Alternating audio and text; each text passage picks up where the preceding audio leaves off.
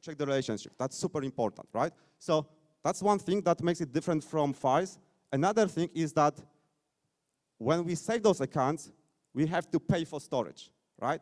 And you always have to pay for storage, right? It's just the difference who pays, right? If you're talking about scenarios like Google or Facebook, when we save something, we create an email, we create a post, it is stored somewhere, and somebody pays for the storage, right? If this is not us, it means somebody else pay. It's as simple as that, right? Like in Google, Facebook case, this is they sell our data to pay for the storage, right? Like in Solana, you have to pay. You want to save something on the Solana, you pay it. And what we call this is rent. The name is a little bit unfortunate right now because original idea was that that you could just like keep paying rent for storing your data, right? So you don't want to stay forever, but let's say like every month. But this is not possible any longer. And right now, when you save, you pay the rent, and it's like you can keep it forever. This is why I think probably now the better name would be deposit, because you pay the deposit, you keep the account forever, but then you can take your deposit back, and then you can destroy your account. So that's possible. I mean, it's not always possible because it depends on the program, but that's the concept, right? So even if we talk about rent, think about deposits. That's the idea, right? Okay, so we know that the accounts are like database with relationships. We know we have to pay for the storage, and there is one more important thing, which is the who owns the account. And this is where we are talking about programs. So programs, this is the state machine that transforms our account from one state to another.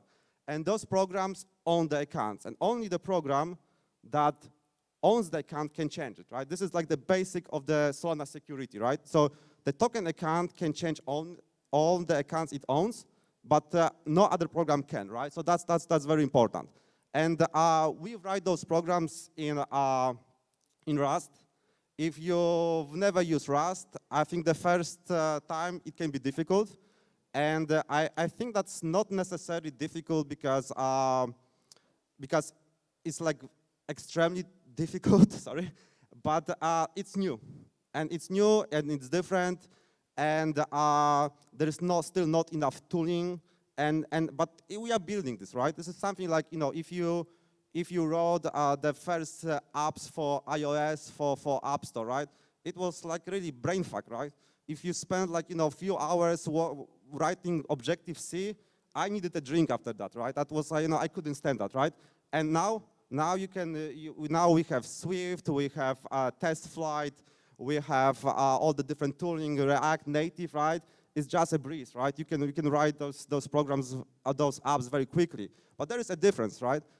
When you were willing to struggle at the beginning, you could write simple games and make millions, right? Now you have to work much, much more, right? And this is the same with Solana, right? If you are willing to put the effort and struggle, you will be rewarded, right? Because you are early. Over the time, we can see that, that we will have more tools, everything will improve, and will be much easier, but also the bar will be much higher, right? And the applications will be much complex. So I think definitely this is, like, you know, if you are a developer and thinking to get on board, this is the time, this is the good time. I think you will struggle to learn things, but definitely it would pay off, right? So that's the programs. So once we have the programs, then how we can use them. And obviously we are developers, we are all lazy, right? We don't want to write code.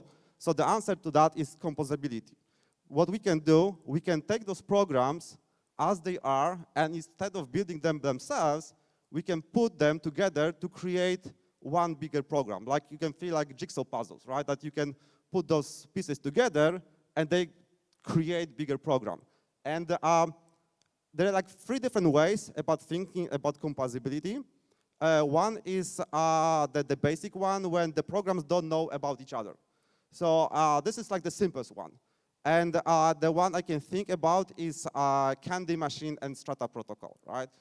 You probably all know Candy Machine. So this is the program that allows you to mint tokens. And this is the reason for all the network outages recently, right? Because Candy Machine has a fixed price. For every NFT you mint, there's a fixed price, right? And this is why all the bots swarm and try to mint as many as possible to get the NFT tokens. But now, imagine that we use a Strata protocol and bonding curve. The bonding curve of the Strata protocol allows you to change the price dynamically based on the demand. So you buy the first NFT, this is the price. You buy another, the price goes up.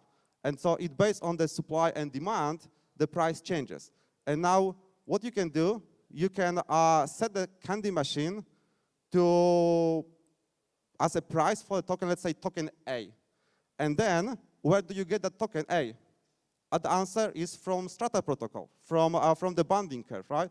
And now we have a very simple solution to a very complex problem, and we didn't have to write an additional code, right? Because in order to buy the mint, the token from the candy machine, you have to buy the token from Strata protocol first, and that Strata protocol it controls the supply and demand, and this way there's like a that solves the botting problem for candy machine, right? Very simple solution and very simple composition, right?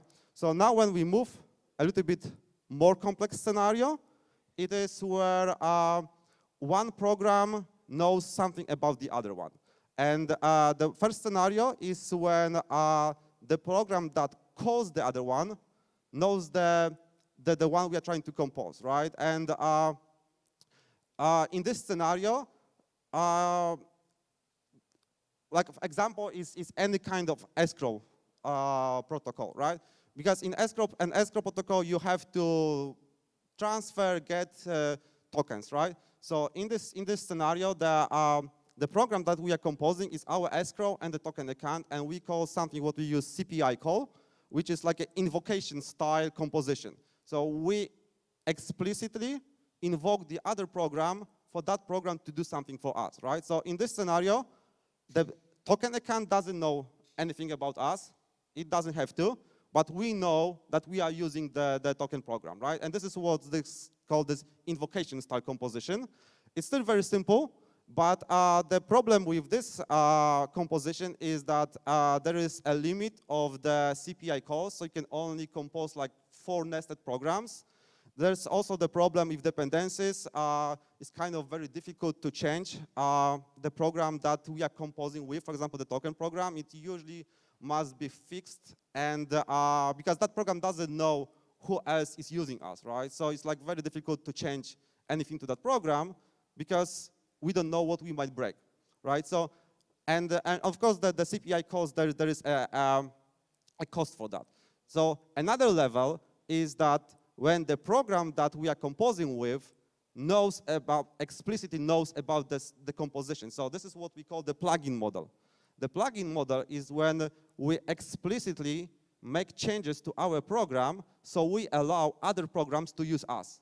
And in this model, it's kind of very, very powerful, right? Because the plugins can still be anything, and we now have like very well-known insertion point where the contracts are inserted into our program, and that creates this composition model. And this is what, for example, is used by SPL governance, where we can create those plugins for different governance structures. Because we know that with the DAO space, this is all exploration, right? We don't know answers. We don't know what is the perfect governance structure, how to organize online communities. So we have to innovate, right? And this is something that we cannot just encode in the contract, the core contract, because we don't know what it is. I mean, we have ideas, we are trying, we are building, but we are still exploring. And the plugin model for SPL governance allows anybody to write a contract and define their own governance structure.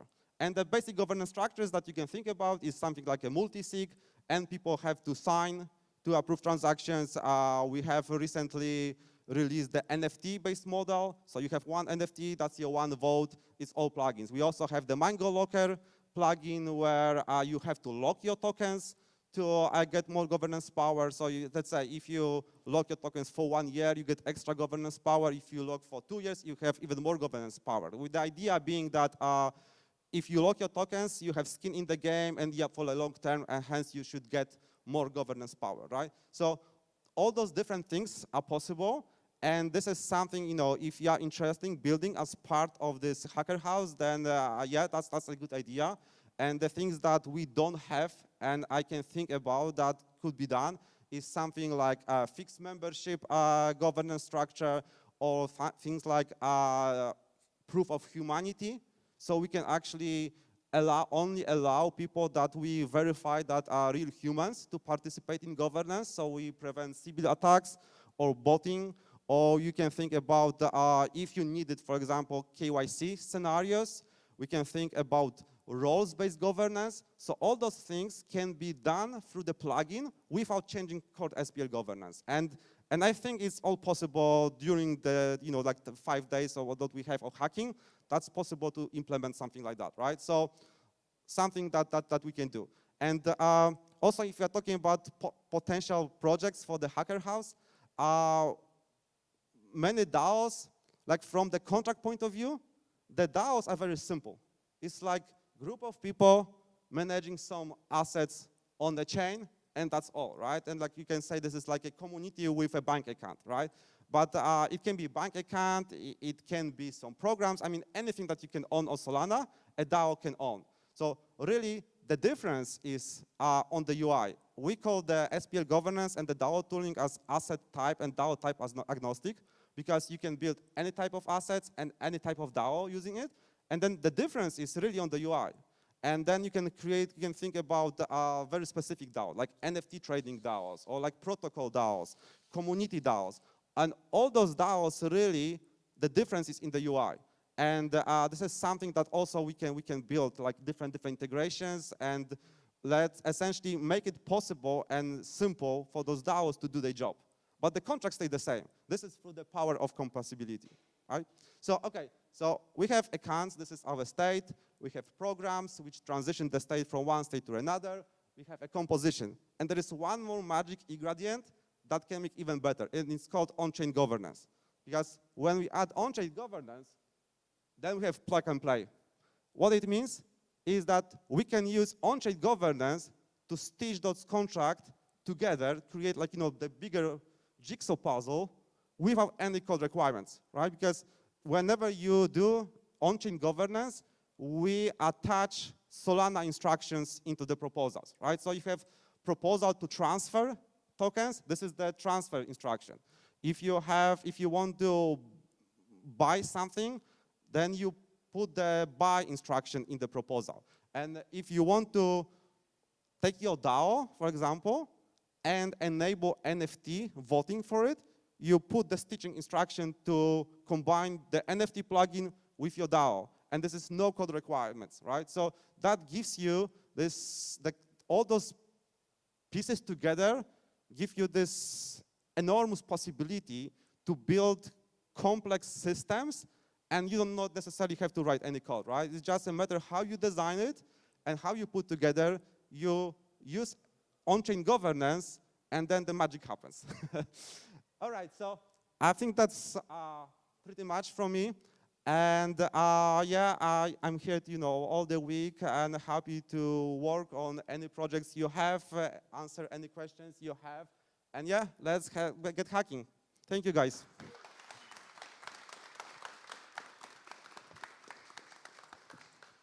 Great job, man.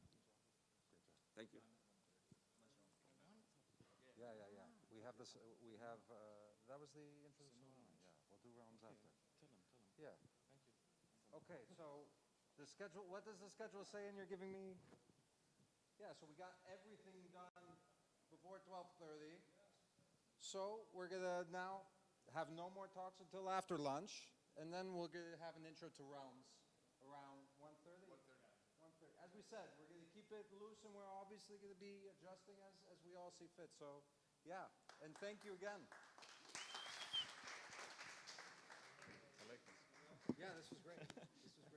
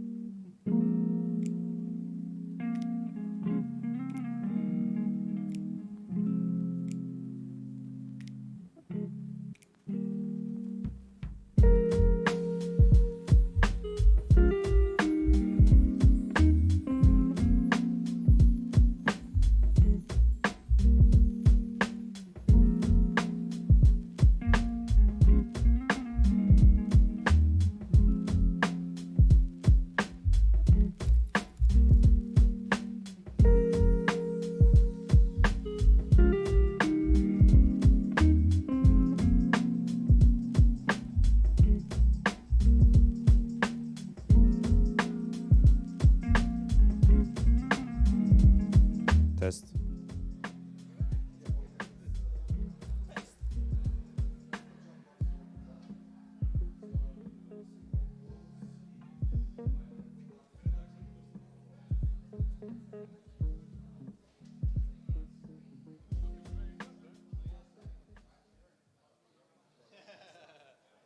Thank you, sir. You're welcome.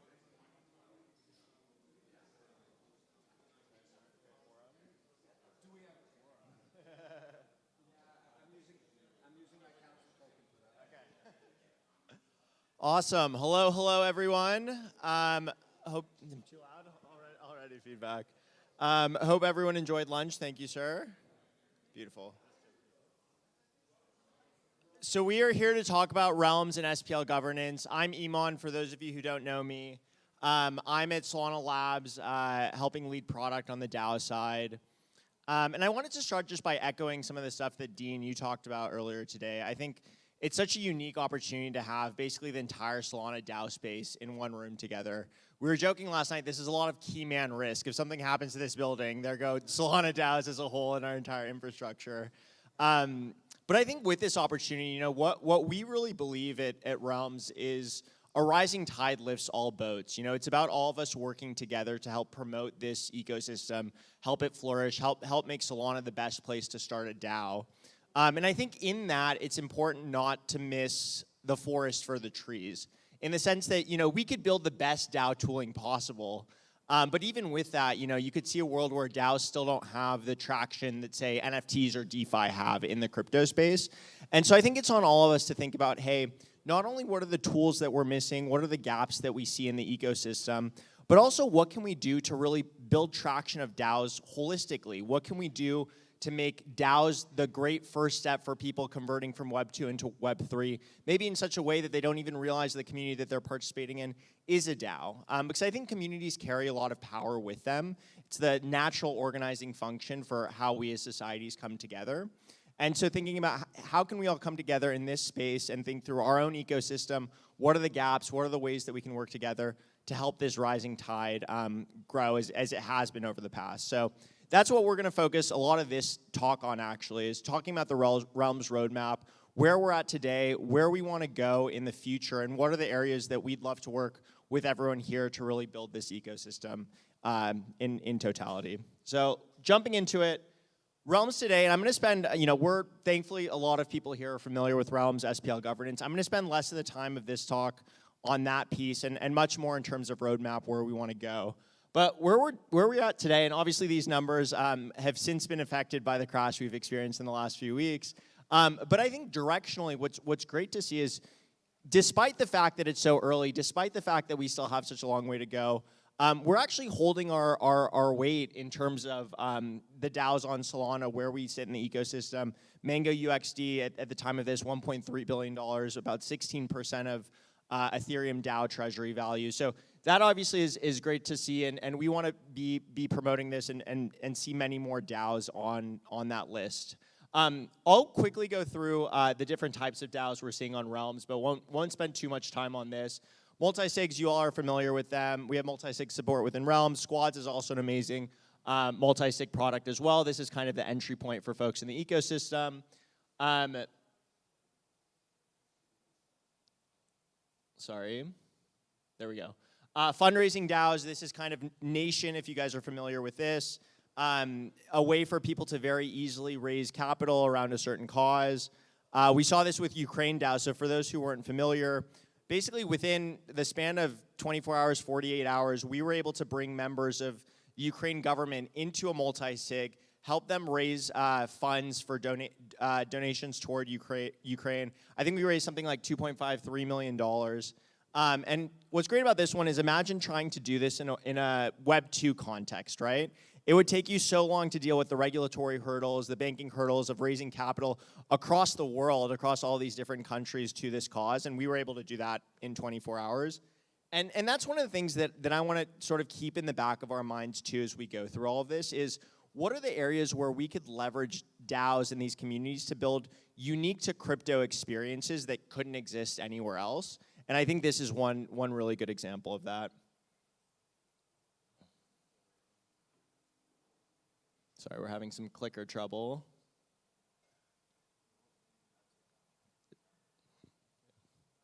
Where were we?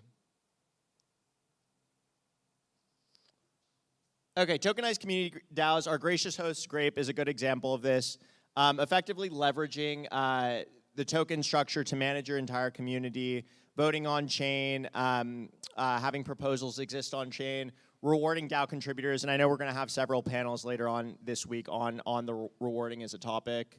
Protocol DAOs, so Mango's a good example of this, basically controlling an entire protocol using a DAO structure, making decisions on fee structure, maybe new pools in the context of a DAO.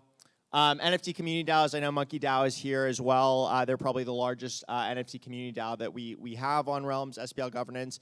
And this is an area that we're adding a lot of support and functionality into. So with NFT community DAOs, one of the things that we've built out is the ability for users to use their actual NFT to constitute membership to the DAO. So no longer do you need a separate token to do that. And you can also use your NFT to come in and vote within the DAO as well. You can have different voting weights for different NFT collections. And the reason that this is so impactful is because you can imagine a world, and the world that we want to get to is one in which every NFT community starts as a DAO, even before they actually sell that initial NFT collection. Because what this does is it allows them to set the DAO treasury as the place where the proceeds from that NFT sale go, where the royalties from that NFT sale go. And me as a person who's interested in that NFT, I know that I'm going to be much less likely to get rug pulled because I'm going to buy into this collection where I know where the proceeds are going, and I know I'm going to be a member of that treasury. And so we're working with folks like Metaplex, Magic Eden, Olaplex on trying to bring that vision to life. NFT collector DAOs, this is a group coming together to purchase NFTs as sort of an investment vehicle. On this one too, a lot of interesting integration opportunities. One in which we've been talking a lot about is how do we allow people to actually list NFTs that are in their treasury directly on one of these marketplaces from within Realms SPL governance. Right now, the process of doing that, you basically have to trust someone in your DAO community transfer that NFT to them and have them list it on their own. And so we want to really streamline that process. Investment Club DAOs, I think Jose is going to be doing a separate talk on Friends and Family DAO. But as we start to think about legal structures for DAOs, I think doing work to actually create legal entities that we know from a regulatory standpoint are valid and are consistent is going to be really important. So Friends and Family is one example of that, basically allowing you to create an investment club, legally compliant, that's incorporated within the UK. And like I said, Jose will go deeper into that. I also know the Squads folks are thinking about this a little bit as well in terms of regulatory frameworks. Same with real-world asset DAOs. So Montana Land DAO, they have this concept of an SDAO to allow you to purchase real-world goods. So land, IP, real estate in the context of a DAO. And they're basically dog-fooding this with the notion of Montana Land DAO. They're purchasing land in Montana in a DAO format. So it'll be interesting to see where that goes.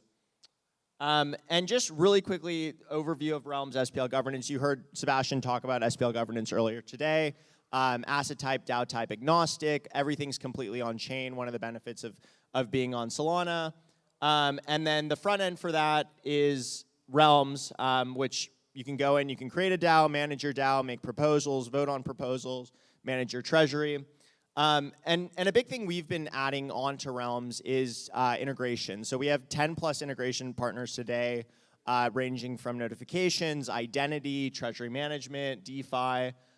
There's a ton of front-end platforms being built on top of SPL governance, Unique VC, Nation, The Human, and then we also have a bunch of plugins as well. But obviously, all three of these lists we'd love to expand as you know we build out the DAO tooling on Solana.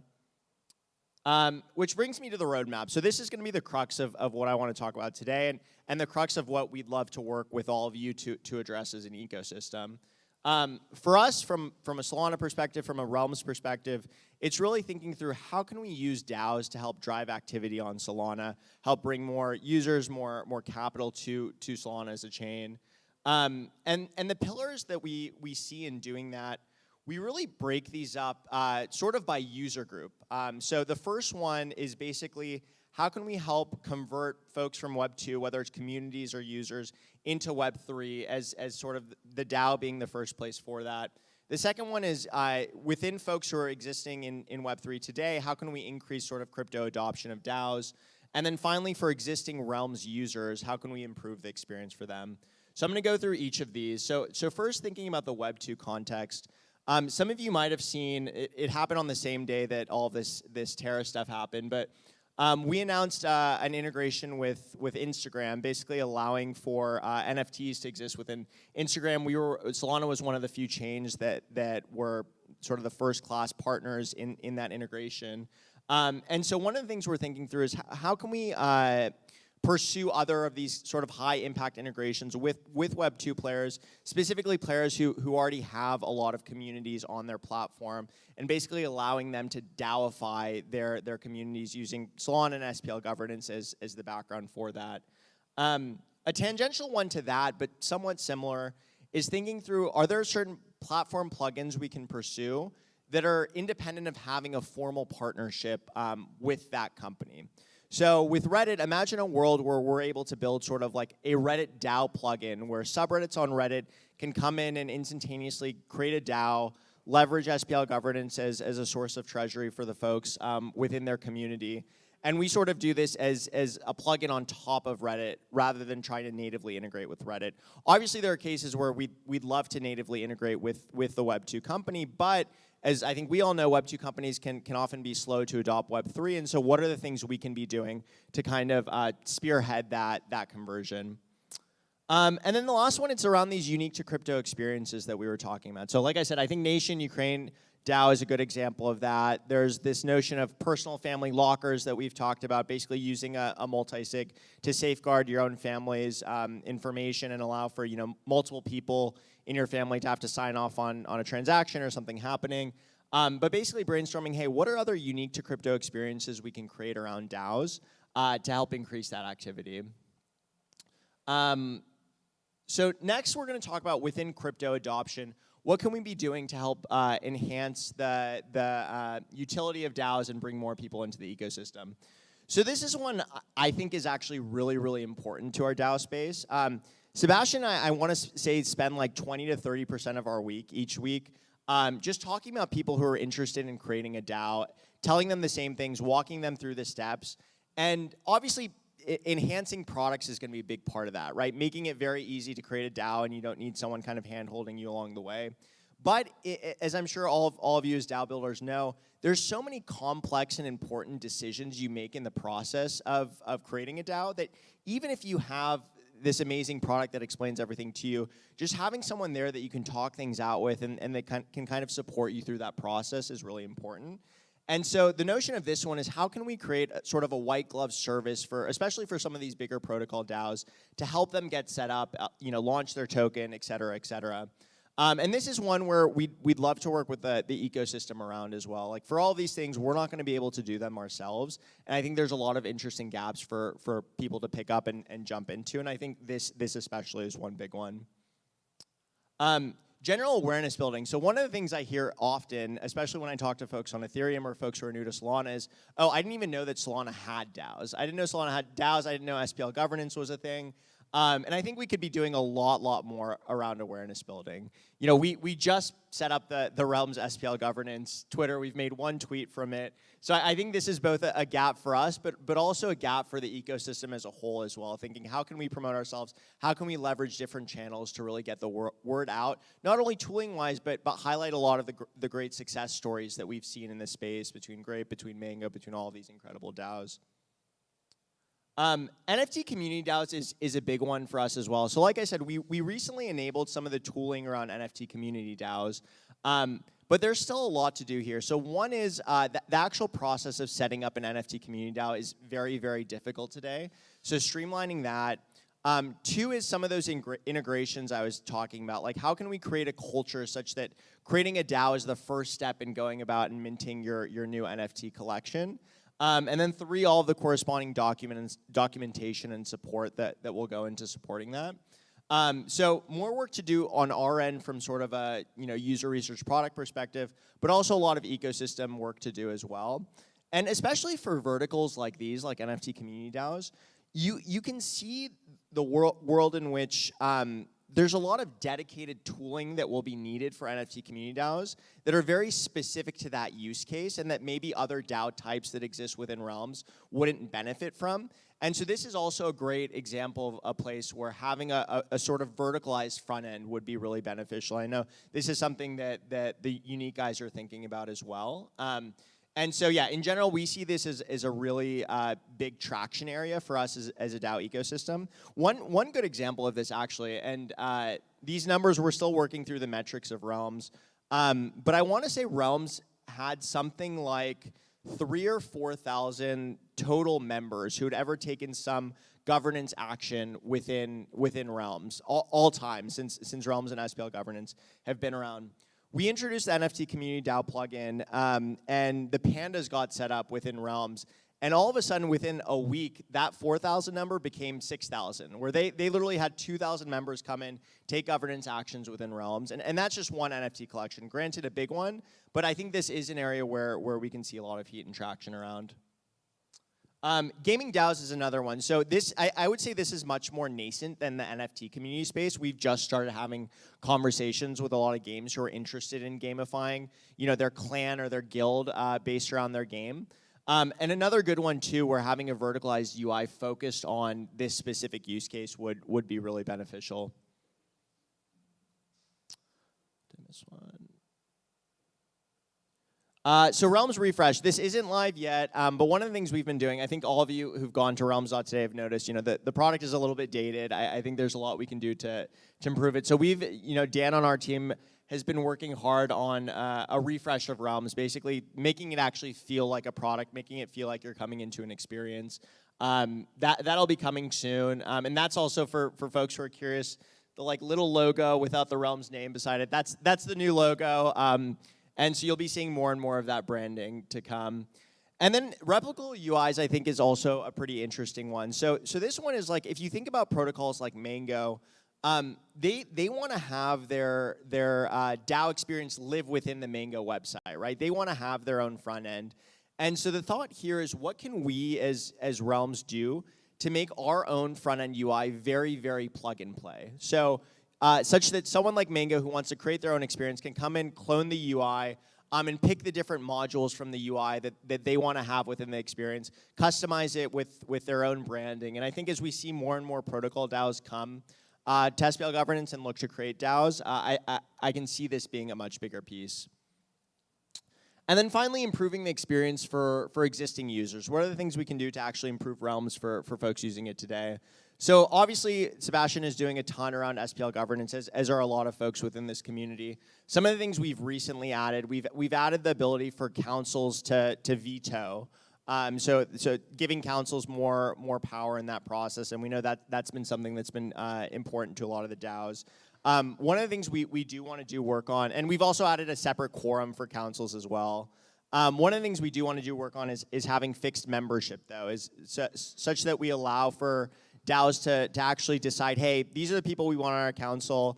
That council token can't be transferred to someone else, and actually if the DAO votes on it, they can remove someone from the council as well. So increasing some of the utility around different use cases there. This is probably the biggest one that we've worked on over the last 2 weeks. So like I said, we have probably 10 plus integration partners today, and we have many, many more folks coming to us looking to integrate. Right now, the integration process is very, for lack of a better word, janky, in the sense that they're coming in, they're sort of editing the client-side code. We don't have a great process for this today, and we're kind of doing this bespoke for each use case in terms of where it lives within the UI. And it's tough for the people who are coming in and integrating, right? They have to learn a lot, and there's a lot of steps they have to go through to integrate.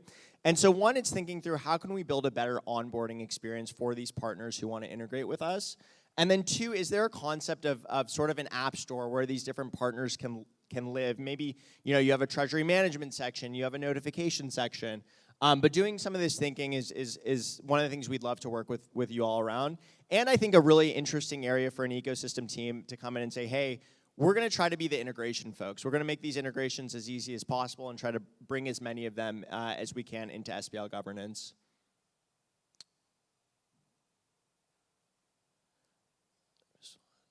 Okay, member UI improvements. So this is basically, there's a lot of low-hanging fruits within the Realms UI that can be improved, can be streamlined, whether it's creating a proposal, whether it's voting. So we just want to spend a little bit of time there. Performance as well, I'm sure many of you have seen this loading screen within Realms. So we're working with different indexing solutions to see if we can improve the performance on the front end side. Sorry, this is really skipping around. DAO and validators. So this is one where we think this is a really interesting opportunity for DAOs. Monkey DAO actually is running their own validators. And the reason that running a validator from within a DAO is interesting is validators are very difficult and expensive to run. So if you're able to distribute some of that cost while making money for your DAO, while also supporting the Solana network, it's kind of this win-win-win. And so we'd love to create the environment where it's easier for DAOs who want to do this to onboard and be able to do so, and how can we create kind of the support and documentation around that. And then rewards. So like I said, we're gonna have a panel later this week on rewarding, but basically how can we reward people for taking positive actions within our DAO, and what's the right framework and structure for doing that. And then finally, ecosystem support and education. So like I said, one of the big thing, I know Sebastian's time, he's so responsive on Discord. You all have worked with him a ton. I don't know for our ecosystem if Sebastian's time is best spent, having all of those introductory meetings, teaching folks the same thing every single time. And so basically getting help around sort of some of this Discord support, documentation stuff. We're trying to hire internally to do it, but also finding ways to leverage the ecosystem to do that. And we have some ideas on that as well that I'll share momentarily. So just to make sure I didn't skip. So those are kind of the pillars that we're pursuing. And in thinking through the best way to sort of support these pillars and promote the ecosystem, I've sort of talked a little bit about different approaches we can take together, but one tangible thing we're also excited about doing is Realms Grants DAO. So we've gotten sort of permission from Solana Foundation to create a Grants DAO for Realms. It's going to be very experimental. We'll see how it goes. We're going to start with a small amount of money to begin with. But basically, this is a way for us to create RFPs, create bounties around projects and initiatives that are important to all of us, right? And be able to incentivize the ecosystem to build in those gaps that we perceive. So this is one tangibly this week we would love to sort of work on together to define, hey, how should this DAO be run? What are the bounties and grants that we really care about? What's actually the process of going about this? And on top of all that, it's a really good way for us to dog food our own product, our own ecosystem, to make sure it's functioning in a cohesive manner. So if you're interested in this and brainstorming on this, feel free to come up to me, come up to Sebastian. Would love to chat with you guys on that. And with all of this stuff, all of this is, none of us can go at this alone. We need to work together to promote this ecosystem. And we're always available to chat through this stuff. So we spend all day thinking about this. If you ever have any ideas, if you see gaps that we haven't mentioned, if you feel like we should be working on other stuff, please reach out, please chat with us. Once again, we think a rising tide lifts all boats. So let's do everything we can to help lift that tide. Awesome. Thanks, guys.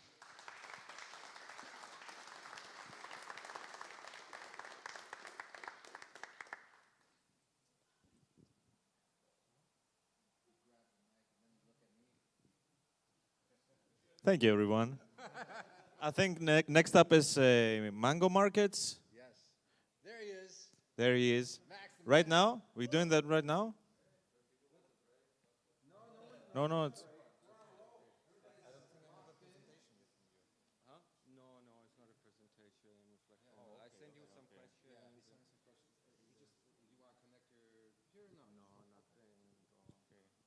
You want me to ask questions from over there?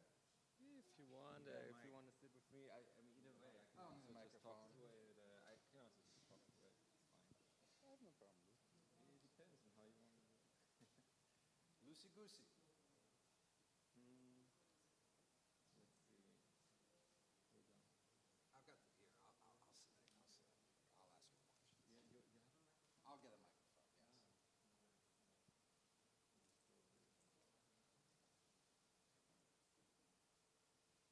Okay, I'll get a microphone now. I'll be right back.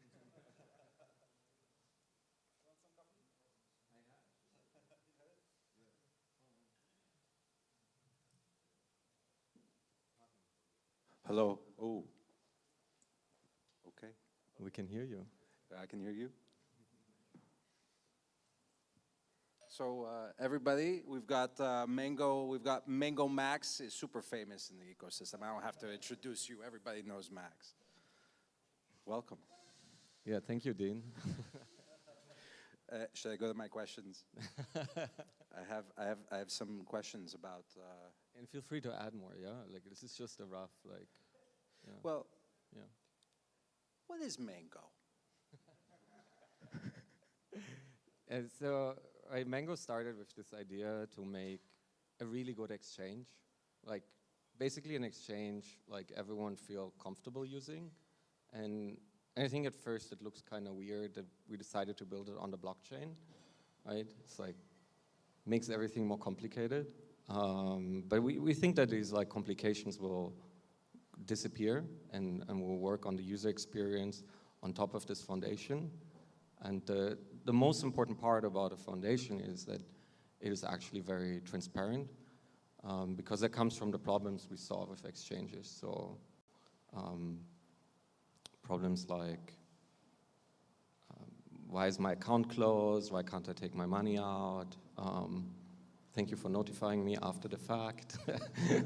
Or, right, like, why don't I know what other people are doing, right? Like, who's actually making the money here and how? How many people lose their money within the first 3 months? It's like interesting questions, right? But we can't really answer them unless we work in an exchange. I think it even raises the question, can you build an exchange without that intransparency. And that's how then the idea was, okay, let's start with that. Let's start to remove that. Let's make it fully transparent and see where we end up, right? Like, That's, I mean, super cool in that you're experimenting. Yeah, and at the same time, it's the most radical of it to be super transparent, because it might turn out that the best version of an exchange, the only true version of an exchange, is what you're building. oh, or maybe not, right? Maybe it's just Yeah. not. Maybe it doesn't work. It goes well into the fact that you're also very focused on DAO tooling and you know, how did that decision, how did creating a DAO connect? And So we started with this idea, and then we were like, okay, so now we need to build on chain, and we don't really want to bring in one trading firm from the beginning that is like maybe the investor or like a co-partner. We want to make it very independent, and then we talk with lawyers and lawyers and lawyers, and I think everyone here has like talked with the same lawyers eventually. Our lawyer was very weird, I think, but nice. And he said, you need to do a DAO. And that's the guy we went with, because we're like, okay, he has an idea of how this can work. he knows how to play, yeah. Yeah, he knows why. And he said, yeah, look at Compound. And then Compound was like this. I mean, they have everything on chain, right? All decisions, all program updates. Lost a lot of money that way this year. But it seemed like the best way to do it, because then it's really transparent, right? Like every decision, everyone is part of. Like if you have a Mango token, then you're part of the decision making. So we started from there. And then I think I asked Bartosz, I was like, hey, we want to build a DAO, what do we do? Right? Like it was this time on Solana, right? Whenever you want to build something, you just ask Solana, like, is anyone doing something? And then they connected me with Sebastian, and he was like building something. When was this, like, what's the timing of you guys? A year ago, I think? Yeah, a year ago. Okay, so this is before I've met you, like, because, yeah, Mango was the first major user of SPL governance? Yeah, we launched the first DAO. It was like, I think I looked at the code, and I was like, oh, this is really, really good. And then people asked me, so do we really need to do it? And then the lawyer said, no, yeah, you need to do it. Like, you need to launch on-chain. I'm like, okay, and can we? Does it work? Should we rewrite it? Should we write our own? He said, like, it's better than our own code. Like I mean, it is. Like, and so we were like, okay, let's go with it, right? Okay, so the decision, a lot of it came from, you know, a lawyer, a legal advice, hey, you know, follow what other people are doing. But, I mean, now in retrospect, do you see other benefits of, you know, operating so much in this transparent manner, in a DAO manner? Yeah, I believe so. It's kind of like weird. This weekend, I think one of the traders, we invited one of the trading firms for dinner, and then he went on the governance forum of the guy and went into the post of the guy who applied for like funding for his company to do the trading support, and he said, hey, you have this giant expense budget, knowing that this was his invitation for the dinner. He's like, I want transparency on your expenses. So, you know, and I think it's funny because now he needs to make the budget transparent, right? And the dinner is going to be in there. I mean, it's fine, that's on the budget, right? But it gives a good dynamic, right? Like yeah, I mean, it was cool that you guys also, you know, to be a sponsor of AthensDAO, it had to go on chain. You know, I remember the proposal, we shared it with all of the, you know, the grapers. It's like, buy some Mango, we gotta get this to go through, you know? Yeah, that's exactly how it has to, we gotta do this more often. Actually, you know, we haven't discussed this. This is the first time Max is hearing it. My grape guys know this. We're putting a proposal for us to do a token swap with Mango. I hope, well, we'll talk about it later. But yeah, if we had talked about it ahead of time, it wouldn't be decentralized. That's why you're gonna be surprised. Wow, yeah, so there was another question I had. Where do you, where you see the ecosystem going right now? I think for the, it's kind of like amazing, right? Like we have all these people who started building, and every project kind of exists in multiple forms and variations, and it feels like the concepts are, like the core concepts that we've seen before on chain are covered. People are like ready, right? And now, like most of them are funded and want to build, right? There are a lot of things to build, right? But and everyone has their own, I would say, like timeline or goals or mission, whatever you need to reach, right? I hope, like if we all, like at least when I say we, right? I mean the people who want to build DAOs, right? Like who want to build these communities, that we follow certain values, right? Because it's very easy to like just build and you have someone else that is doing the same thing, and right, even maybe you want to compete or be very, very aggressive, right? And sometimes being in the DAO feels like different because it's not that fast. It's not as centralized, right? There's maybe more, you need to do the extra work to make it transparent, right? And it also makes you a little bit vulnerable because you open source everything, right? It's like the first thing. I think we haven't seen enough of that on Solana, and I hope we'll see more. Just because, like, if everyone open source, right, then it's not such a big deal. If only a few people open source, then they're giving away a lot. So I think like open source and transparency are really important values that I hope people will like improve in next year, and I think so. Like I see a lot of teams are finally settled, they did the audits, they have something on mainnet, they feel comfortable to change the way they operate, right? And then I think from a perspective of like what do you want to bring, right? Like I think it's sometimes easy to be greedy and just scratch your own itch, right? But you kind of need to look also over your own plate, right? Like you need to see what are others needing, what is the ecosystem needing, and if you combine that with open source, right, and you're fundamentally just trying to solve everyone's problems, and there might be an overlap, right? Multiple people solve the same problem. There's realms, Tribeca, squads, right? There's different approaches, and I think there's as long as everyone is really like questioning, like, do we do something valuable? And where are we adding value? And are we actually helping people and not just enriching ourselves? I think all these projects are super valid and need to like execute and need to be built, right? But yeah, I hope that people stick to those ideas. The ideals is something that we've also had to recently go through at Grape, where there were some decisions we had made.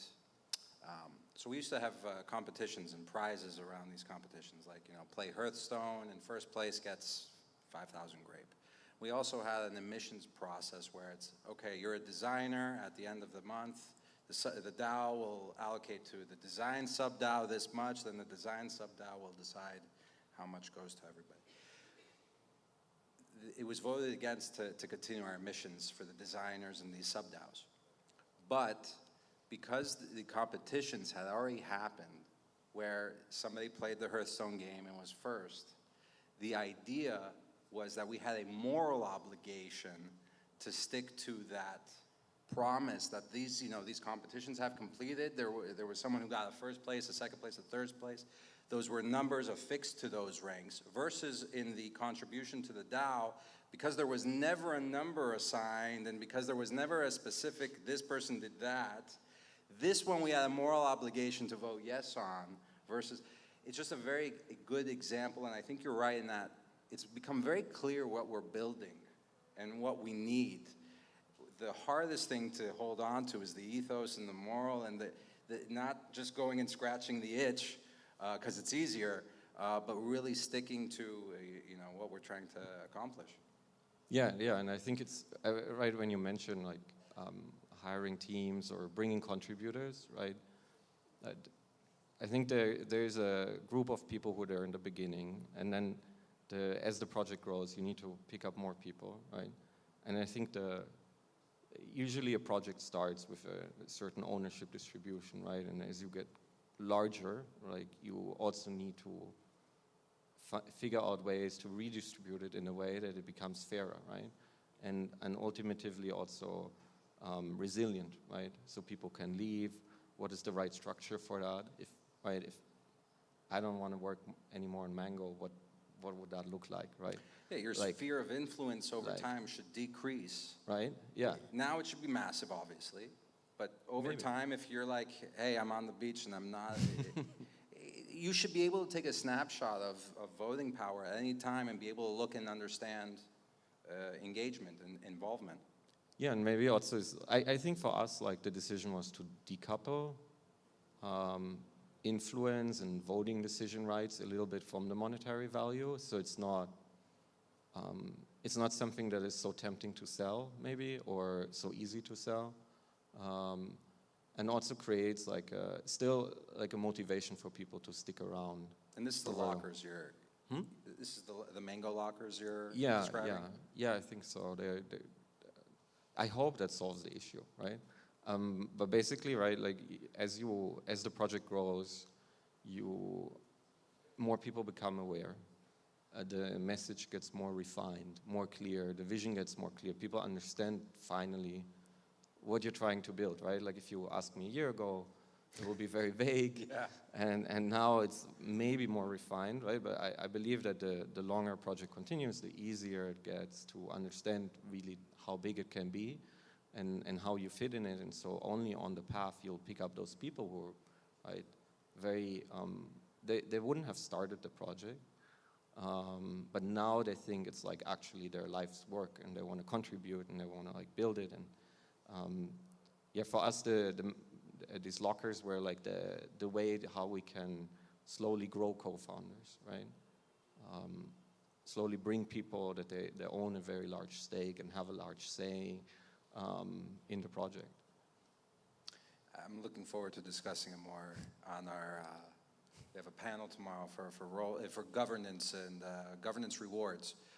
So I think that's going to be an interesting discussion.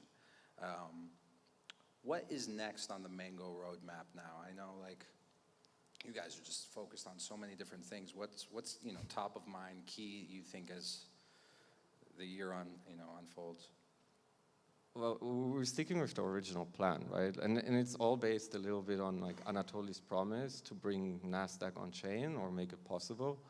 And we're like, really trusting him there, and we're helping, right? So it's an effort, right? Like to make Solana scale, and I think we're experiencing a lot of the pain, and so we're trying to change everything, right? Like don't leave a stone untouched to reach the goal on that side, but then also independent of that,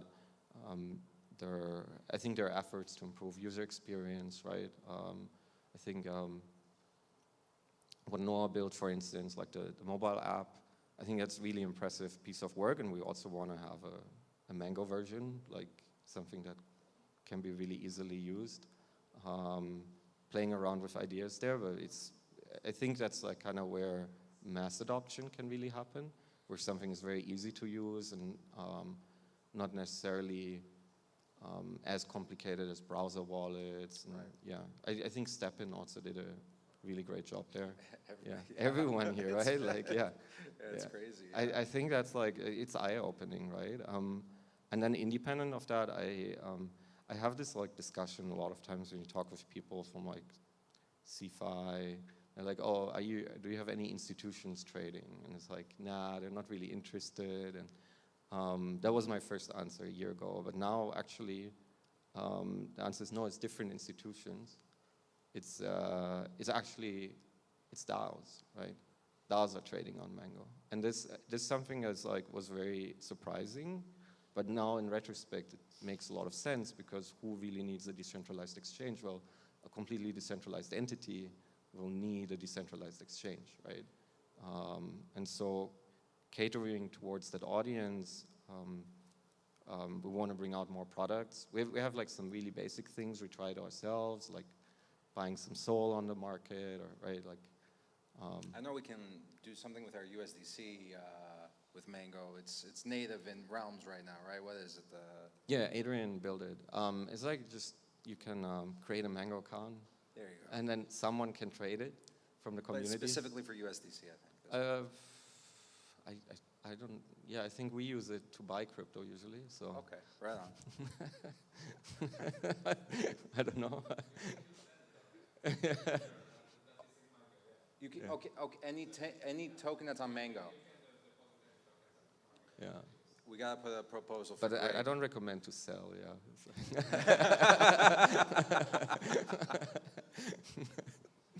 No. Really, I mean, apart from that, is like yeah, I think there's like an avenue, right? And then probably the thing we're looking into right now is like, since we launched the token, it's been like 6 months, and like every month someone asks, hey, how did we do that? How can we do that as well? Can you help us? And usually my answer is like, no. And it's not because I don't want to do the work, it's because I don't think tokens should be launched that way. It's like, usually a project has only like one shot, right? But we were lucky, we did this stupid April Fools and built like the M caps, like initial cap offering thing as an April Fools last year. And that was the first token launch, and that was a complete disaster. Like I think I bought one for $650, and Daffy bought one for 4,000. Yeah, and it like, right, it's like, I think he's used to buying the top. He's a market maker, right? They buy and sell the top. It's both there. So he was taking it like a gentleman, but he still feels very uncomfortable taking it out of the house. It's a $4,000 hat. It's a $4,000 hat, right? Like, yeah. So yeah, I think there's this. Right, this was the first experience, and it was horrible. Like. Everyone rushes to buy. It's like an NFT mint, right? Like everyone wants to buy, and no one really is happy. Some people are happy; they're very quiet about it, but yeah, it didn't feel right. And then the next mechanism that we designed and like discussed a lot was basically a simplification. We said, okay, we're going to do this auction.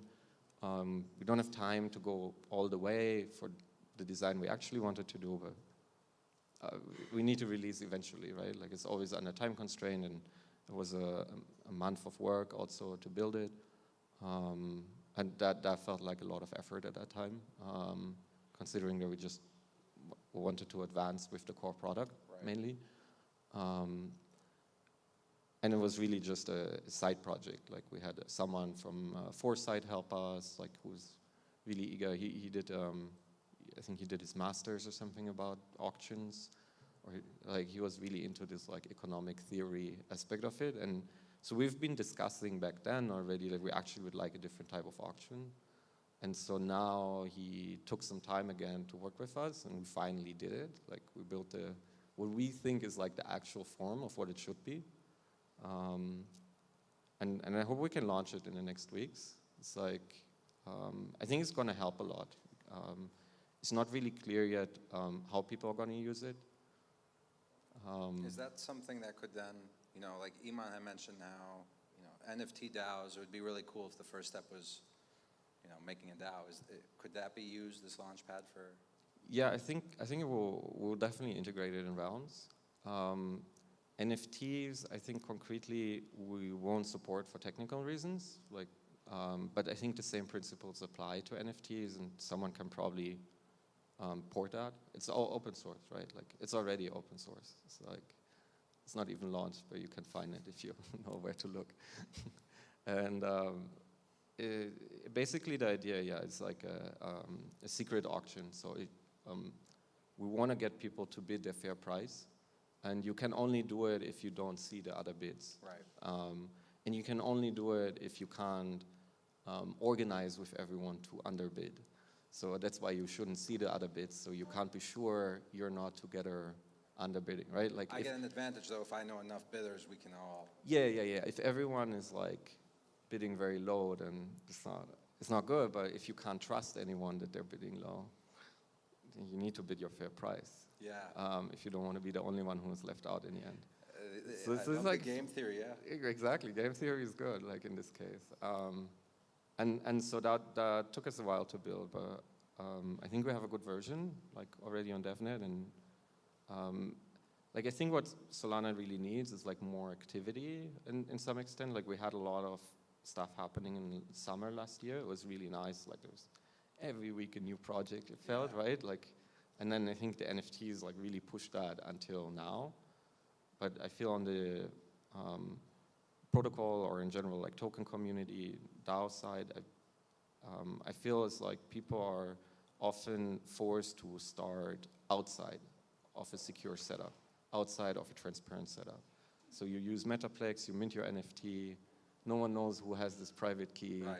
then you sell it and the funds go somewhere. It's like, Yeah, but you wouldn't do it like that. huh?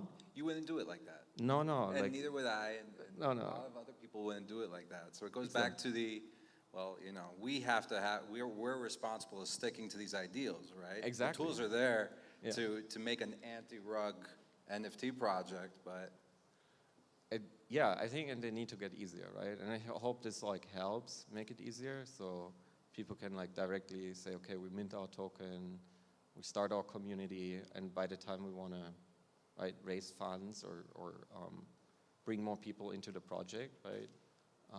That's when they do a token sale, and then they can do it also in a way, because I remember when we first started to think about a token sale, we didn't even think about governance yet. So by the time we actually launched it, luckily Sebastian was ready and we could like integrate the two things. But it seemed very surreal for everyone. Everyone was like, what if there's a bug, right? Yeah. And like, there was a bug. Just no one found it. Right? I gotta hear this story after. Yeah, we were all sitting there, like it was like 500 million, right, in the contract after 24 hours. Circle had just printed more USDC for Solana. Like it was really like, everyone is like, what the fuck is happening? Let's hope they pull it out, right? Like that was really like, let's hope people don't give us this much money. Oh, and wow. the other hope was like, let's hope no one finds the bug and hacks it. Because what if like 60% of the USDC on Solana gets hacked? But luckily they found the bug only 2 months later, so. Everything's a lot more secure now, by the way. In case anybody's new to Solana, it's just 10 times better.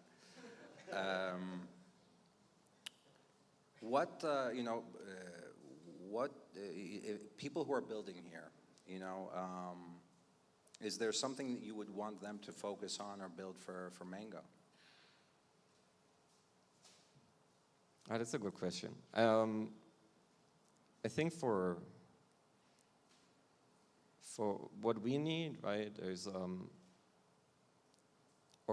things we can't focus on, let's put it like that. I think in general we made a decision very early on that we want DAO tooling to be open, and we're happy to support it, but we don't want to exclusively build it. And so that's also how we decided to transfer Realms to Solana Labs and say, okay, this is own project now.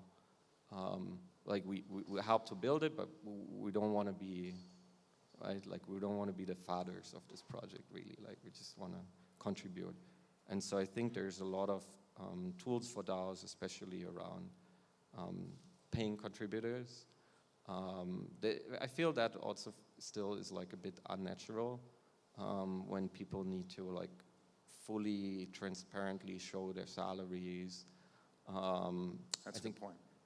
I think like something like a transparency on a project level is great, but Not the personal level, yeah, on a personal level can be a bit daunting, I think, for people. And also, yeah, it creates like a weird dynamic where you constantly need to justify to everyone why someone else is worth more and they're worth less.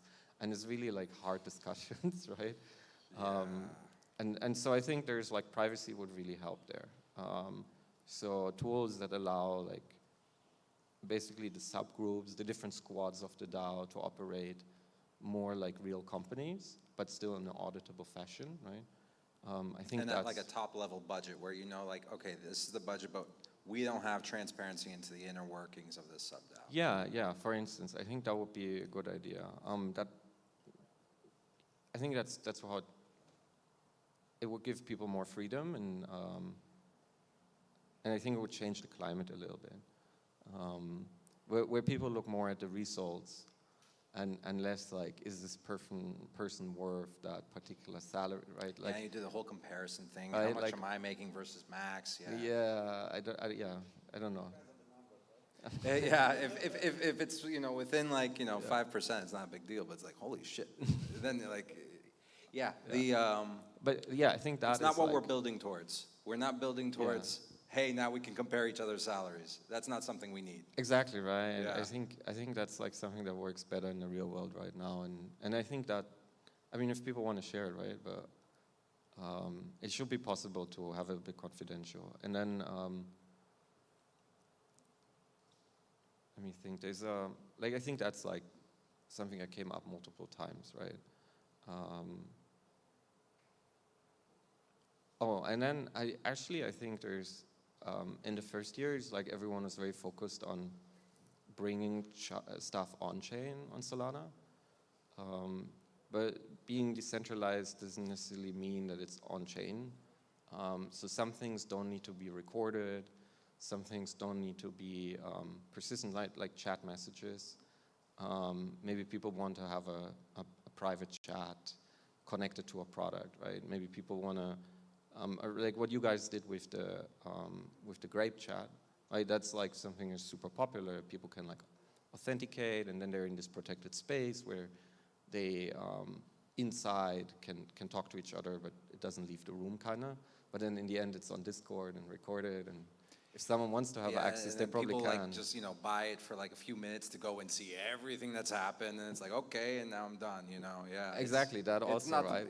yeah. It's different, yeah. So I think there's, I think on that front, it would be very interesting. So I think the idea of a troll box or something, right, like the old Poloniex one, something like that exists forever in like the Mango backlog, but no one ever built it, because it's like, it's So one that's of those a perfect things. one for any aspiring Yeah.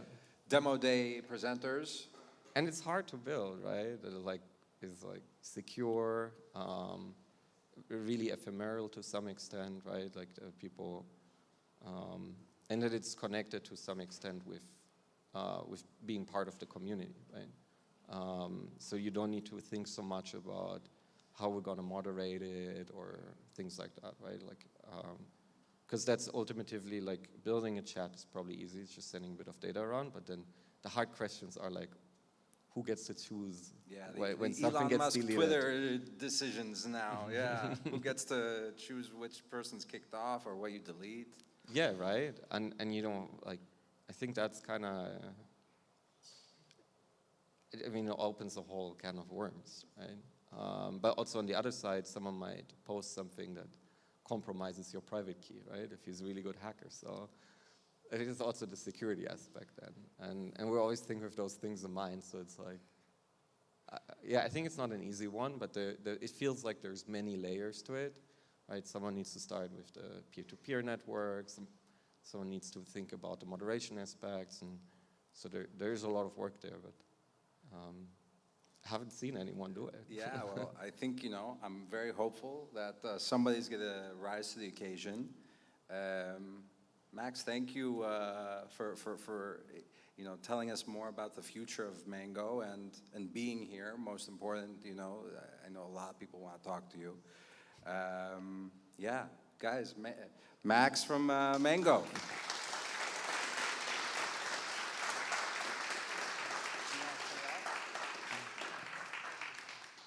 You ready? Sure. Okay. 5 minutes break. Only because Sebastian said it.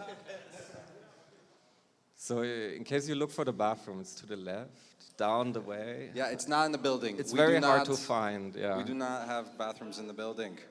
You cannot pee here.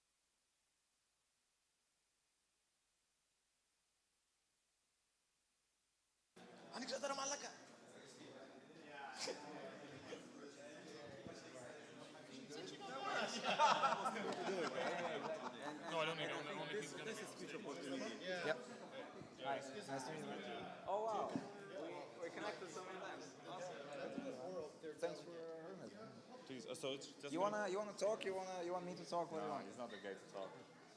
I can say something. No, I mean, you wanna do like a Q&A? Because everybody knows what we're doing. We can do that. No, what do you want to do? Okay, all right. Whatever you want. All right. How's it? Because I was stressing out when Eamon like couldn't make the thing work.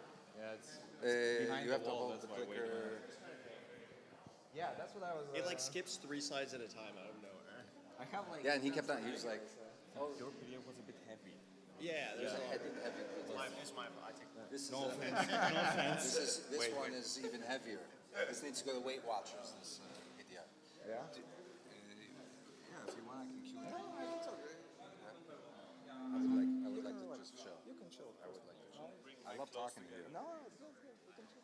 You can ask me some questions after. I will. That I will do. Okay, I'm gonna go give him the microphone back. Oh, you're not talking? No, I'm not. Unless Costa wants to. You don't want to speak, do you? Down. I'm gonna do. You don't want to present. Up down. Okay, it's working now. Yes, it Why is. wasn't it working before? Okay.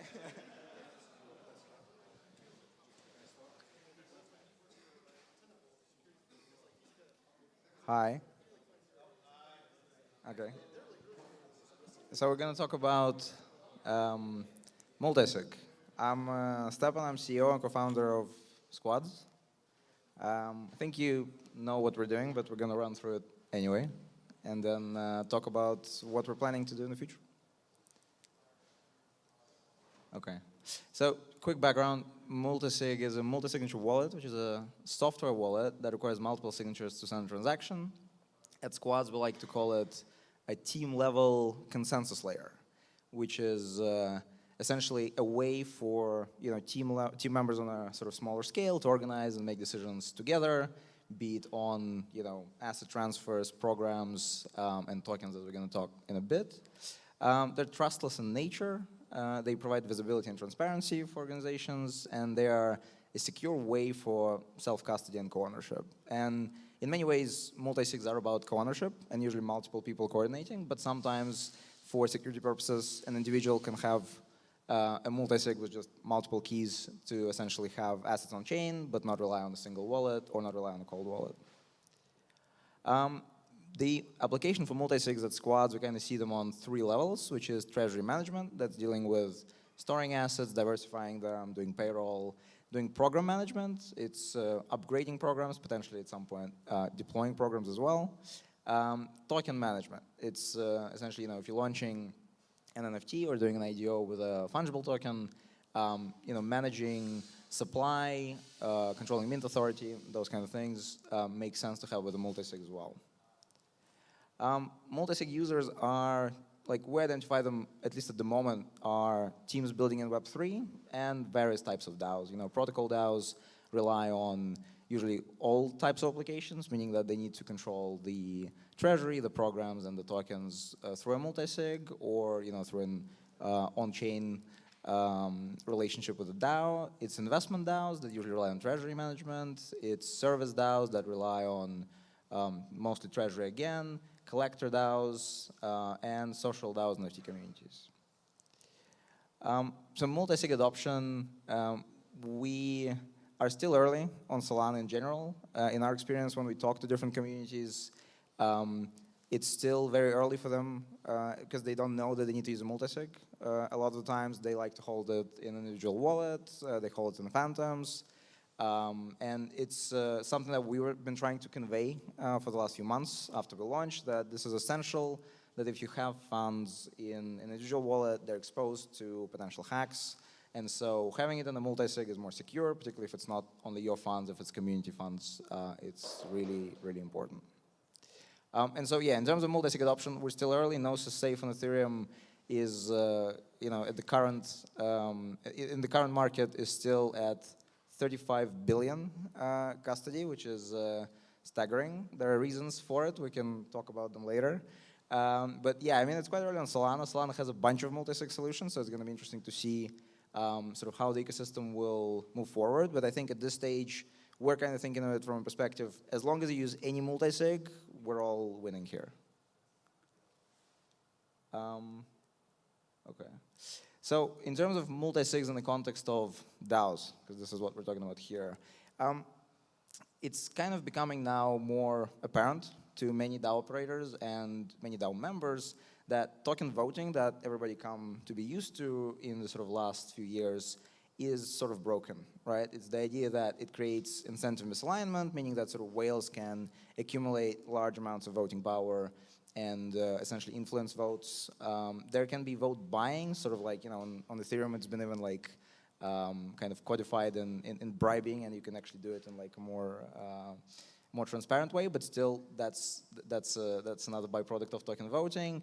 It's disorganization because like it's a lot of people trying to organize to make even the little decisions, and sometimes it takes a while and can be heavy. And it's inefficiency, which is kind of the same thing, and we've seen that. I think even Mango had some of those experiences when like Daffy's reimbursement was voted down 4 times as a meme, which was great. I'm not sure where I voted there, but yeah. Okay, so. And that's actually an example from this morning. The slide didn't exist last night. So Hasu just highlighted that one of the Ethereum gaming DAOs, they accepted investment from a VC, and then they decided that they don't want to work with them anymore, and so they just proposed in the forum to cancel the SAFT and just cancel the tokens. And sort of Hasu kind of highlights the idea that having sort of specialists and experts that are kind of there dealing with legal matters and having them in their own dedicated sub-DAOs is actually more efficient than people evaluating a proposal about just canceling someone's SAFT because they are, for whatever reason. And so that's kind of the movement we're generally seeing in a lot of the sort of in the Ethereum space, and I think Solana is kind of going in that direction as well. Yeah, so multi-sig is how DAOs scale. This is kind of our belief in squads. This is what we're trying to promote as much as possible, and the idea that you can sort of go from direct democracy to representative democracy. You can value people by their expertise, not about how much or how many tokens they own. It can be much more efficient because it allows you to sort of departmentalize. And again, this is not something that was invented in the Web3 space. Companies and traditional organizations have departments, have special areas where they have groups that are focused on specific areas of development for what the DAO needs, for what the company needs to do. And so in our minds, with the right checks and balances, which is the last bullet point there, that can really work within the DAO structure as well without really sacrificing any decentralization. And the way we kind of see it is that having a structure with multiple sub-DAOs and working groups, which are sort of centralized internally, but having an overarching community around them that manages membership there and manages who can be in which one, is essential to maintain decentralization. That's how it should be. And I think Solana is quite unique from that perspective because a lot of that stuff you can do on chain. And so this is kind of the vision we are working towards. And I think the last point there worth mentioning is that the real important aspect here as well is that it's more about how different members within the organization, within the DAO, can get into those sub-DAOs. And so it's kind of the DAO responsibility to provide the right funnels to allow those members through verifying some on-chain tasks or through going some kind of onboarding process that's not centralized, not reliant on core group making a decision, to actually be able to enter those gated Discord chats, multi-sigs, whatever it is. Okay. I think we're skipping slides as we had before. Yeah, so a little bit about squads. So it's a collaboration infrastructure for Web3 native teams. That's what we kind of call it broadly. At the end of the day, though, it's a protocol for deployment of multi-signature wallets on Solana. We have over 2,300 squads deployed on mainnet in actually a little less than 3 months. Yeah, so it's pretty straightforward. We allow to currently store various tokens and NFTs. You can do swaps directly from our interface that triggers a multi-sig transaction. You can earn yield with Katana by depositing assets into various vaults that Katana offers, and we plan to integrate more treasure management providers as we progress. Yeah, and then there's a bunch of great integrations that with some awesome partners that we've done so far, which is Cardinal to linking for linking Twitter, sending assets to Benefita domains, Dialect in-app notifications, as many of us have integrated already. And yeah, I mean it's open source, audited by Neodyme, and currently undergoing another audit just in case. Okay, yeah, program management. This is something that's coming in, I think, 2 or 3 weeks. We've been asked a lot about this by sort of our current users, and it seems like it's, kind of goes in line with our general vision of what multi-sig should be able to manage, which is sort of like we're covering treasury pretty well now, going into programs right now, and then thinking about tokens for the future. Yeah, and some more features that we're thinking about integrating, so it's like more DeFi integrations, transaction cost optimization. We don't collect any fees at the moment. It's all going to Solana, and we're kind of working on optimizing that cost to making it like as minimal as possible, which was a very unique experience. Like when we started building this, we used Gnosis before, and like paying $100 to deploy, and then $30 per transaction, sometimes $100 per transaction seemed excessive. And then when it was like $1 with us, and people started asking like, why is it so expensive? It took us a while to wrap our heads around that. Then there's legal wrappers for multi-sigs that we're thinking deeply about. Actually, we've done some good research work on that. And the idea is that basically, kind of like my vision for DAOs that I think we can talk more about in some panels moving forward, but I don't really think that DAO as a whole needs a legal definition. I don't think it needs a legal structure. I think DAO should always be this kind of like a very, wide organization that's hard to pinpoint, what it is exactly. And then its various sub-DAOs, be it multi-sigs, can tap into various jurisdictions in sort of modular fashion around the world to leverage the right sort of regulatory framework for a specific purpose. And something that, some of the thinkers in the space have been talking about for a while is that you don't really need legal entities to exist forever, right? Like you can have them for a specific period of time, and then you can dissolve them as like they're no longer needed instead of maintaining them, for years. Because with what we're doing here, the real base of operations and the real organization is not longer reliant on being sort of verified by a government organization saying this is a company that are shareholders. It can be much more fluid, and I think this is why we're really sort of interested and bullish on multi-sigs is because they are actually a way that you can, in a modular way, leverage different jurisdictions around the world without really needing to kind of subject the whole organization to any legal framework. And then there's obviously like pros and cons to doing this. And yeah, I mean, token management is coming next, starting with. I appreciate it. Hope to talk more. We're actually sitting right next to each other in the Hacker House. Yeah, okay. Yeah, actually, that's the end of the presentation, guys. I would love to just talk to Dean or answer some questions. Because I just wanted to, give you a rundown of where we are, where we're going.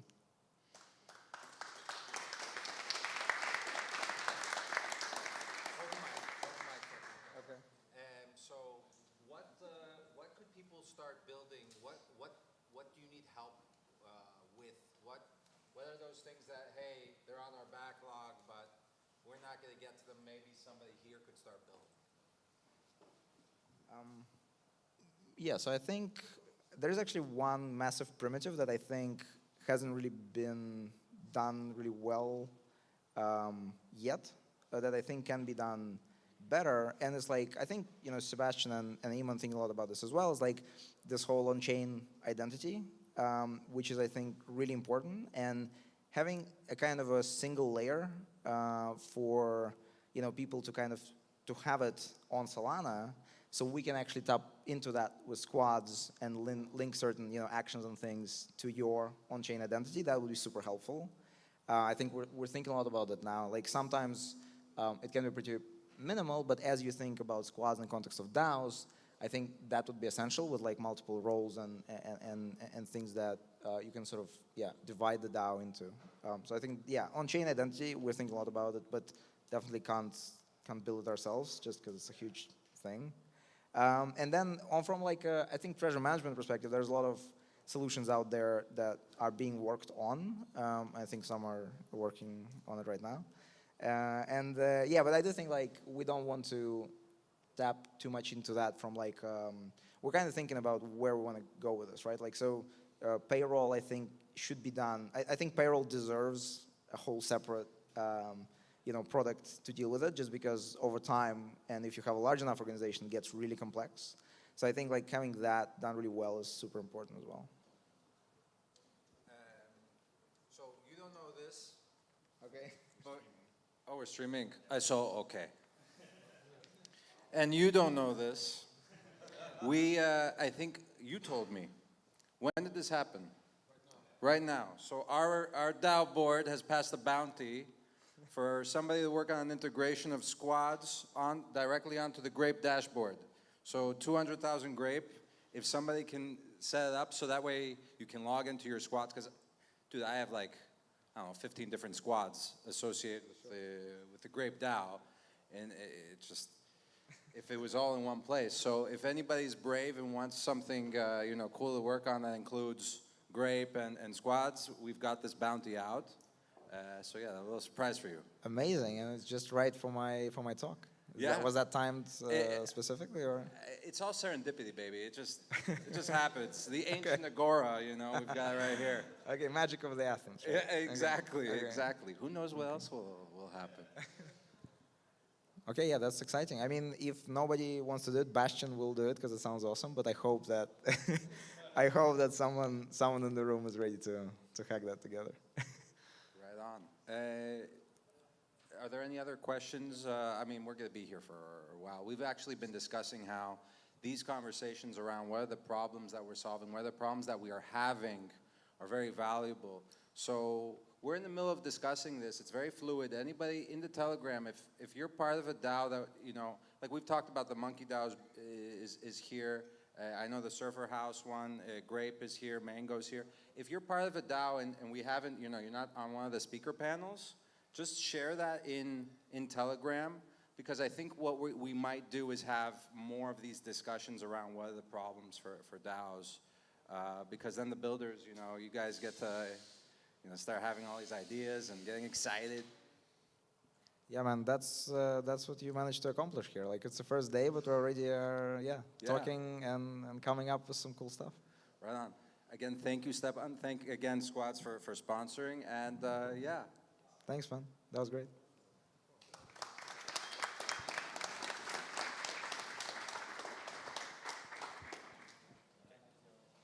Thank you very much. Thank you. Sorry for the ticket.